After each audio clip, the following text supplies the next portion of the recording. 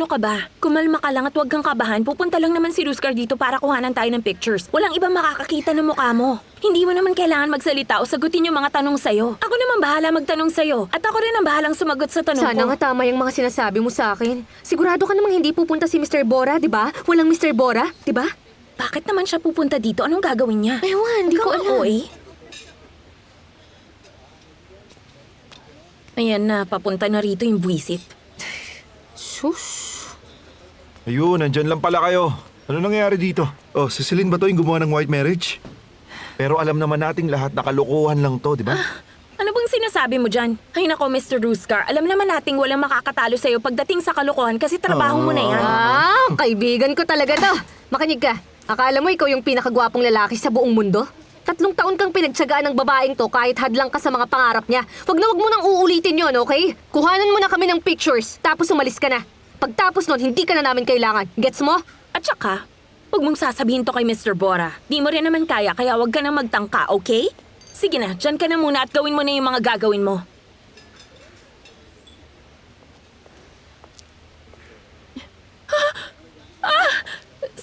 Si Mr. Bora! Ano? Naku, Bakit siya anong nandito? gagawin natin? Akala ko ba hindi siya darating? Lagot tayo niyan. Beshi, anong gagawin natin? Kailangan mo gawin ng Anong paraan gagawin yan. ko? Ada? Ano ba to?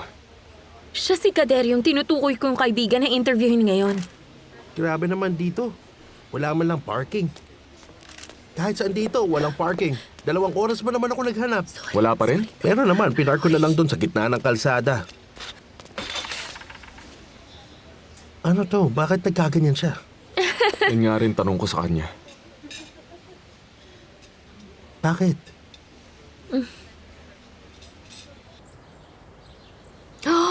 Tapos na po to. Kung ano man po yung hiniling nyo kanina, siguradong malapit nang matupad yon, Mrs. Belma. Sana nga malapit na.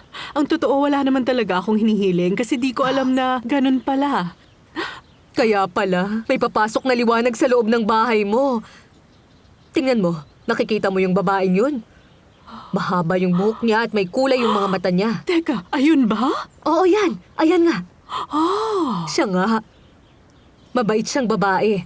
Napakabait niya. Sa nakikita ko, para sa'yo talaga tong babaeng to. Siguradong malapit na siyang dumating sa buhay mo. Ang ganda naman na nakikita mo sa basong yan. Hindi naman ata yan coffee cup, kundi isang full HD TV. Paano mo naman nakikita lahat yan? Siyempre, may ha? mga mata ko, kaya nakikita ko. Nasa gitna siya, oh. Grabe, Akin na, ang ganda ibigay niya. mo nga sa akin. Pahiram lang, patingin ako. Mukhang hindi naman to babae. Hindi nga. Hindi to babae. Ibon. Tingnan mo to, ibon. Tumigil ka. Isa tong lumilipad na ibon at pag sinabing ibon, ang ibig sabihin may darating na biyaya. Pagpapalain daw tong bahay mo, di ko alam kung Akin kailan na. pa sa sobrang laki pero yun ang nakikita ko. Hindi naman to ibon, Yasemin. Di mo ba nakikita yung magandang babae dun sa gitna? Alam ko to, no? Huwag ka nang makialam. Agaw trip ka. Ay, madadagdagan daw ng mga tao yung bahay niyo, Mrs. Belma. Tama nga siya. Madadagdagan ng tao yung bahay niyo kasi bumisita kami dito. Uy, Kami lang ka yun. ba? Ay, sana naman makahanap na ng babaeng mapapangasawa si Bora. Sana naman. Lumabas na rin sa bibig mo. Alam kong gusto ng Diyos na sabihin mo yan. Naniniwala ka na ba? Baka naman meron ka pang ibang nakikita dyan. Ay, ang sabi rito, naboboard ka raw. Dahil sobrang bored na bored ka, para kang sasabog at mababaliw, kaya naghahanap ka ng bago at kakaiba sa buhay mo. Alam niya.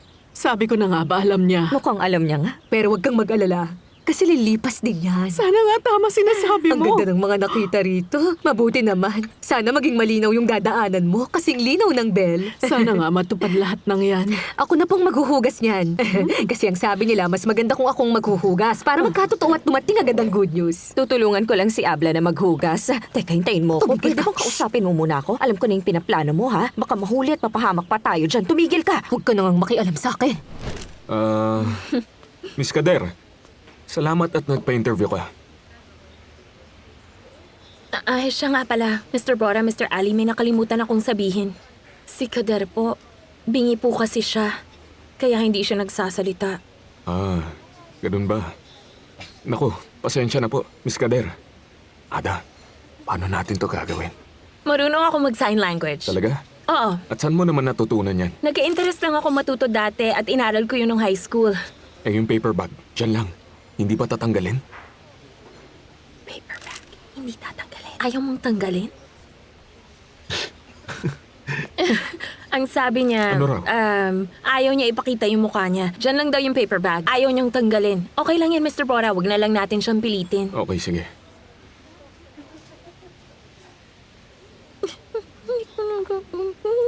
Ano sinasabi niya? Ha? Mukhang may mga sinasabi siya kanina. Wala raw siyang masyadong oras. Tara na raw! Diretso na. Magtanong na raw kayo sa kanya. Okay. Sige, Oh, tara na. sige, pinsan. Miss Kader? Ganito na lang. Ikaw na magkwento. Kailan kayo kinasal? Kumusta naging kasal nyo? Makikinig kami. Manonood kami. Kumusta ang kasal niyong dalawa? Masaya ba? Ha? Naging masaya ka ba? Ang sabi niya, nasakal siya. Hindi raw siya naging masaya. Araw-araw daw sila nag-aaway at sobrang nakakasakal daw. Ganon. Okay, tamam. Gaano raw sila katagal? Itanong mo. Gaano kayo katagal naging mag-asawa? Sabi niya, dalawang taon mag-asawa. Dalawa daw. Ganito pagkasabi niya, oh. O sige. Oh, teka, ano ginagawa niya? May sinasabi siya kay Ruskar? May sinabi siya, di ba? Nakita ko rin, may sinabi siya. Sabi niya, hindi maganda ang anggulo niya sa kanan. Gusto niya kunan siya sa harap kasi dun siya maganda. Ayun yung sabi niya kay Ruskar kanina. Miss Kater, alam kong hindi mo ako naririnig, pero dahil natatakpan naman ng paper bag yung ulo mo, kahit sa ang anggulo di makikita yan. Alam niya kaya yun? Ali, Pero, teka. Maiba lang ako. Bakit ganun? Parang mas marami ka pa sinasabi kaysa sa mga sinasabi niya sagot sa'yo. Ada? yun naman po talaga yung sinabi niya. Tama ka, pinsan. Napansin ko nga rin yan. Yung kay Ruskar, parang iba yung sinasabi niya at para siyang galit. Halata sa body language Di niya. kayo na ngayon ang mga sign language experts. Sige na, alis na ako. Kayo na dito ang bahala Ada, mag-translate. look at me. Sige na, maupo ka na, Okay, please. sige. Baka pwede mo na akong paalisin, pinsan. Sige na, Ali. Umalis ka na. Sige na. Miss Kater, nice to meet you. Parang familiar yung mga mata niya pero hindi ko alam bakit. Ali, sige na. Baka siya nga yung Kater ko. Nagbibiro lang naman Ali. ako. Sige, alis na ako. Oh, sige na. Let's continue. Sige, ituloy na natin.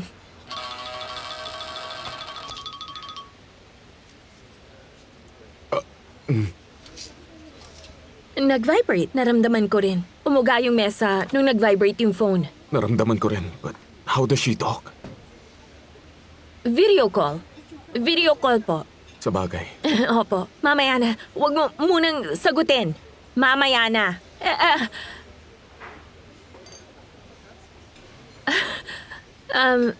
Ang sabi niya, Ano yun? sobrang lungkot niya. Napapagod na raw siya sa buhay niya. Gusto na niyang bitawan lahat at umalis. Pero sabi niya hindi niya kayang iwan yung mga taong mahal niya. Kaya nandito pa siya kasi mahal niya mga yon at hindi niya kayang iwan. Okay. Nakuha ko. Naintindihan ko.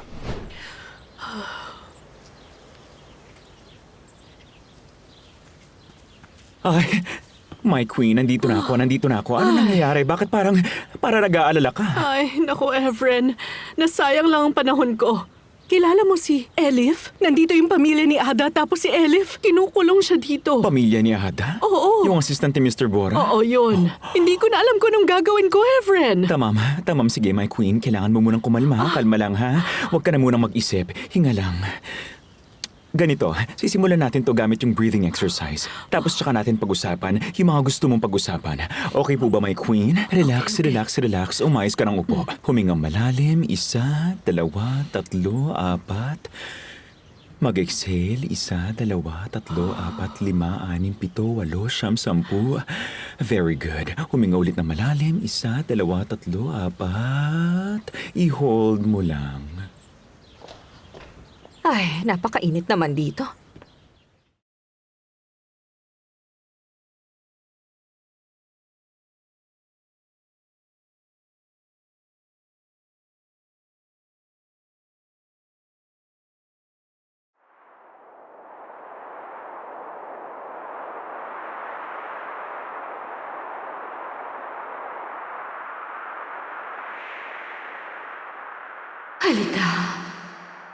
Maganda at mapang-akit na air sign.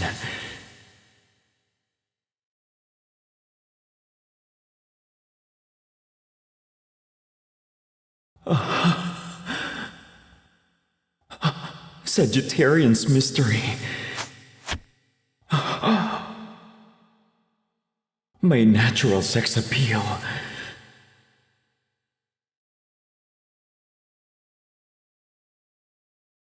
Sino ba siya?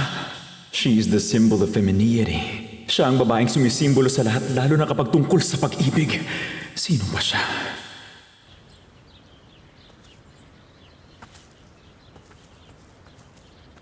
Evren nga pala. Ako si Yasmin. Ano ako ni Ada? Abla niya. Oh, ako yung auntie niya. Hindi ka naman mukhang auntie niya. Ano nangyayari sa kanya? Saan? May nangyayari ata sa kanya. Pero sige, hayaan mo na siya doon. Mamamatay na siya. Mamamatay na siya. My queen, huminga ka na. Huminga ka na. Yan, exhale na. Miss Kader, paano mo siya nakilala? Pwede mo ba siyang tanungin? Sige. Paano mo siya nakilala? Ano raw? Sabi niya, alam ko na rin yung buong buhay niya, kaya ako na lang daw magkwento. Okay, sige. Ikuwento mo na, Ada. I'm listening. Umpisa mo na. Mr. Bora, si Gader, nakilala niya yung lalaki sa school. Sabi mo ang pag-ibig parang kwento na pinaniniwalaan ng babae. Sinabi ko yon. Tama ka. Isang kwento na pinili nating paniwalaan. Yun din ang pinaniwalaan niya dati. Kaya ganun ang nangyari. Kaya ba nasaktan siya? Kasi yun din yung pinaniniwalaan niya. Diba lagi namang ganun? Minsan hindi ka na maniniwala dahil ba sa nasaktan ka? O dahil takot ka na masaktan pa ulit? Tungkol pa ba kay Kader to? Evet, oo, tungkol kay Kader to. Sobra siyang naniwala. Ginawa niya ang lahat.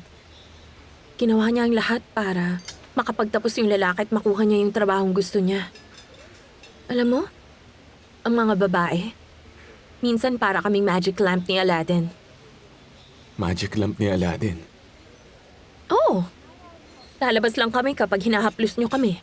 At kapag kailangan niyo mag-wish. Hindi ba kayo yung umaakit ng bundok? Pumapatay sa dragon, naglalakbay sa malayo, para kumuha ng mansana sa kabilang bundok para sa mahal niyo. Kayo yun, di ba? At kami naman, kami yung nagbababa ng buhok galing tore. O nag-aantay halikan kami sa loob ng glass casket. Bakit? Bakit? Kasi kayo nagsulat ng mga kwentong yun. Kayo ang nagsabi nun. Kaya naniwala kami.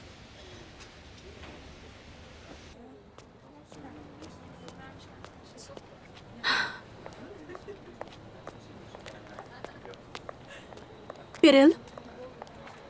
Alam mo ba nasaan si Bora? Hindi po. Hindi niya sinabi. Sumama ba siya kila Ada? Hindi. Sumama siya kay Mr. Ali. Okay. Sabihin mo sa akin kapag bumalik na sila, ha? Sige, Miss Tugche. Okay, don't forget. Sige po. Maraming salamat, Miss Kader. Ada, sabihin mo thank you. Sige.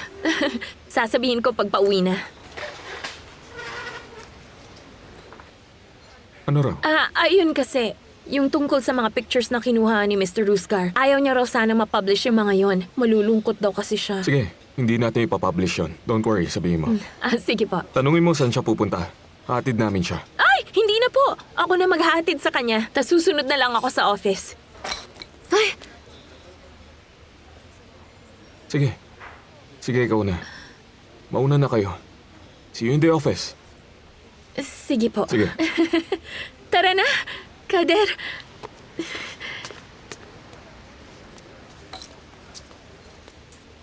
Magtika na tayo. Kwento mo na lang sa akin mamaya. Teka, sandali lang. May huling tanong ako.